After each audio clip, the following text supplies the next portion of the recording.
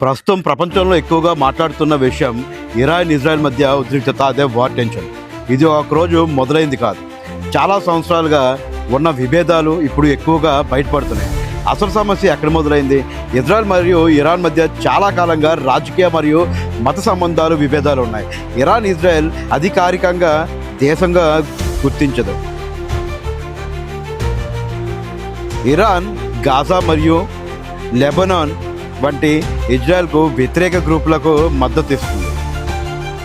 ఇప్పుడు ఇరాన్ పైన దాడి చేస్తున్న ఇజ్రాయెల్ మరియు అమెరికాకు పెద్ద షాక్ ఇచ్చింది చైనా. ఇప్పుడు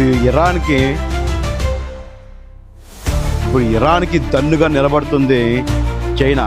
ఒకవేళ చైనా నిజంగా ఇరాన్కి నిలబడితే ఇది ప్రపంచ యుద్ధానికి దారితీసి ప్రపంచంలో ఉన్న రెండు పెద్ద దేశాల మధ్య యుద్ధం జరిగే ఛాన్సెస్ ఎంతైనా ఉంది. అది అమెరికాకి, చైనాకి. నిజంగానే చైనా ఇప్పుడు ఇరాన్కి నిలబడి అమెరికాతో పోటీ పడుతుందా? అమెరికాని తొక్కిపెట్టి నారి తీస్తుందా? మీ ఒపీనియన్ ఏంటో కామెంట్ రూపంలో తెలియచేయండి. దానికి ముందు ఫాలో చేయండి. జై హింద్.